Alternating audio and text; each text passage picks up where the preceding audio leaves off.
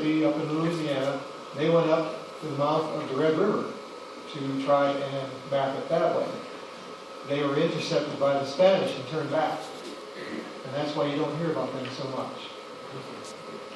Then when Pike returned from his successful trip to find the headwaters of the Mississippi, he was immediately sent out to go and explore the Arkansas and the Southwest. And that's where this story begins. Pike was not sent by Jefferson. He was sent by General Wilkinson and Aaron Burr and Alexander Hamilton.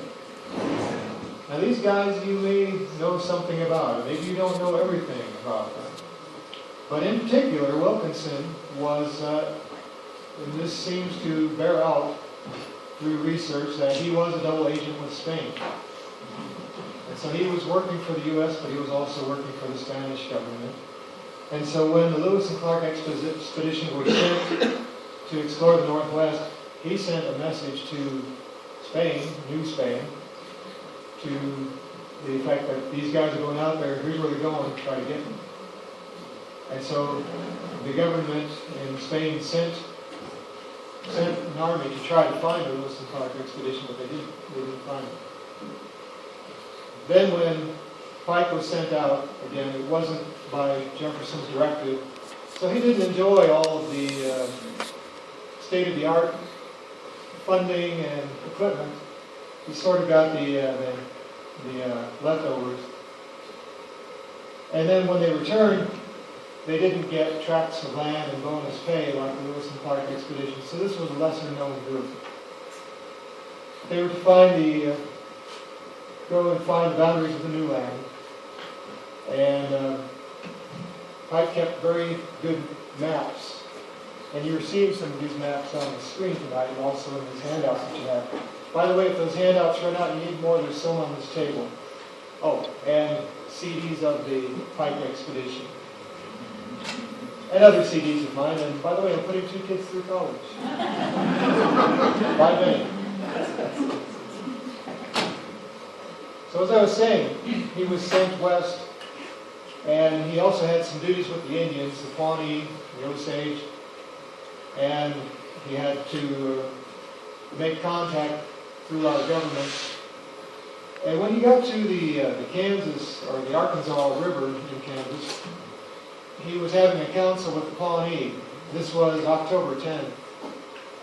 And, it was October 4th. And there were 2 Frenchmen that had just departed from St. Louis. And they got to their camp and found out who they were and that they were sent from the U.S. government. And they said, oh, well, the Lewis and Clark Expedition just returned to St. Louis. So here it is. And they had arrived on September 23rd. So here it is, 11 days later.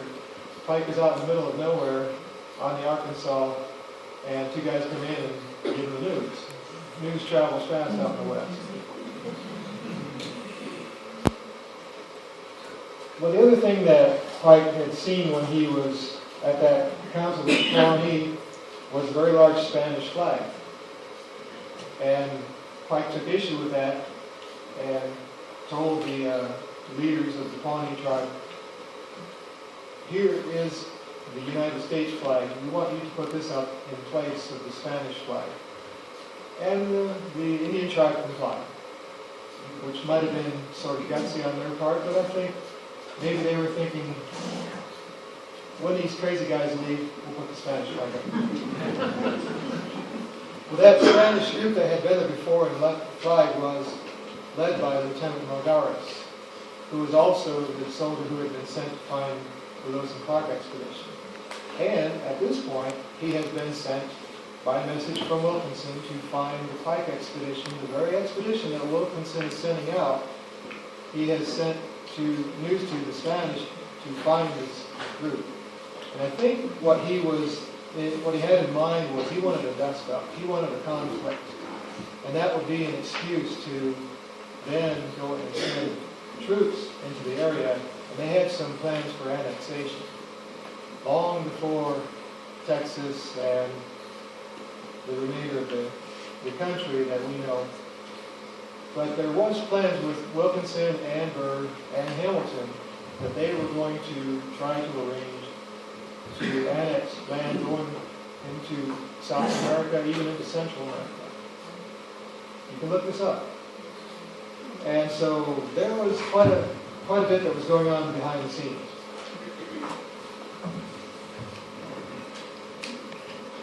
So Pike has concluded his business with the Pawnee and the Osage. Now he's going on in earnest to find the headwaters to the Arkansas, find the headwaters of the Red River. And it's October 16th. There was a separate party that was sent out to find game, and they've been away for 4 days. The rest of the party are getting pretty anxious.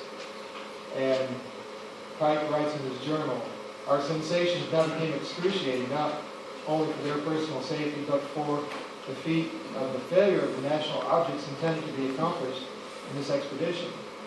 So he's mindful that things are rather tenuous. If he loses that number of men out of his group, I think he had 18 men in the expedition, that's a pretty severe loss.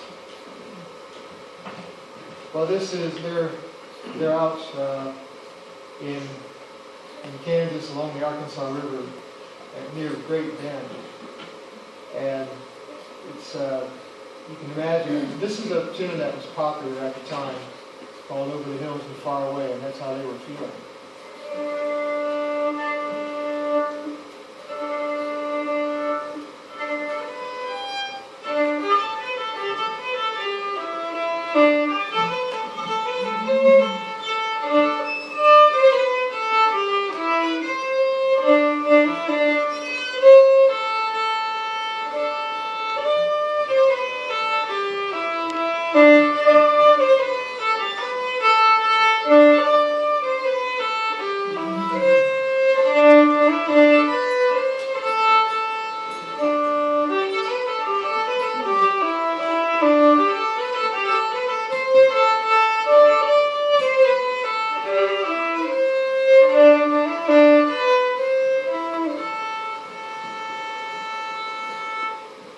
Over the hills and far away.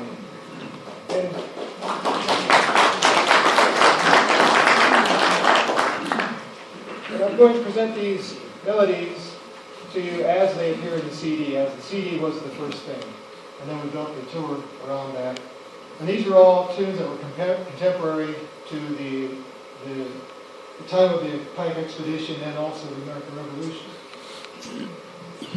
So now it is October 28th. And they are going to divide their party because General Wilkinson sent his son with this group, with the Pike Expedition, which makes it all the more interesting because he had sent orders for the Spanish to intercept these guys, and his son was in this group. Doesn't make sense. But he had arranged that his son was only going to be with them for a brief time, and then he was to come back with some of the men and bring back papers and maps that had been collected so far. And so that's what happens here. And by the 28th, then Pike gives Lieutenant Wilkinson letters, papers, maps that they've come up with, and they build 2 canoes, one of buffalo hides and a framework, and one out of wood, they say. And certainly in that case, they hollowed out a tree, it was a dugout canoe. And so they part with God bless you from both parties, and they both appear to sail very well. They headed down the river. So now these guys have no more connection to the settlements. They are on their own. And this song, this tune came to mind. And this is known as the British Grenadiers. But after the American Revolution, the Yankees absconded with this tune, like they did so many other British tunes, and now from the British Grenadiers it is now known as Free America.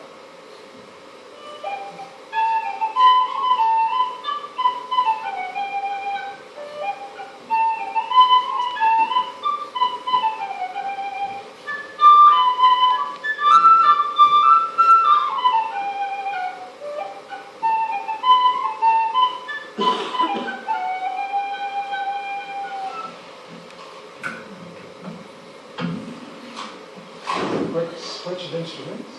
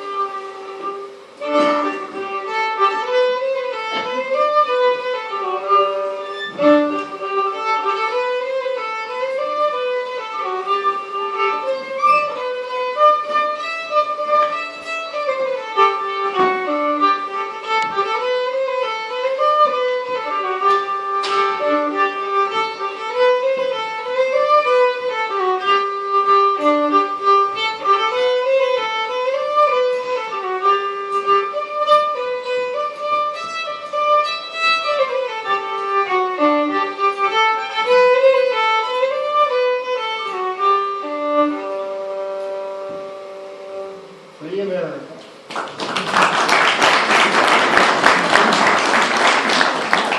Thank you. And maybe this is a good time to point out that when we built the CD, we figured, okay, at the time, what in the way of musical instruments were popular in 1805, 1806? There was a violin, there was a gourd banjo, there's some sort of a Spanish guitar, but you don't really find them so much in that time. And mandolins don't exist except in Italy. So we decided to drop all that and just use all modern instruments for a CD.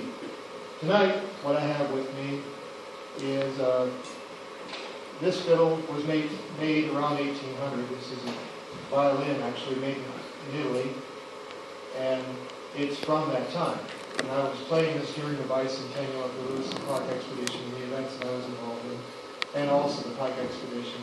And the fun thing is, we're playing these tunes on it, and this fiddle was around at the time. And so it's just fun to have this thing. And it's a privilege to be able to play something like this. There's another thing about this instrument, is that this was on the set when I was playing the music for the saloon scenes of the movie Cowboys and Aliens. Maybe some of you saw that. This one wasn't actually in the movie, though. I brought it with me because one of the assistant directors, he actually had his own fiddle that he was going to suggest that I play. And I said, oh, I brought a couple of my own. Oh, well, let's see them. And so I get them out. And so that was one, and he saw it and said, I like it. He likes it. Then I showed him this one. And this one isn't really that old. This one was made by my friend Lloyd Weddle in 1942, the year he was married. And it's just kind of funky. It's a different shape. It's more like a folk instrument than a real, like you would say, a violin. And anyway, the director, he saw that and he said, he loved it. I said, well, which one do you want? He said, it's your call. I said, I want to play this one. I want to play Lloyd's fiddle on the big screen.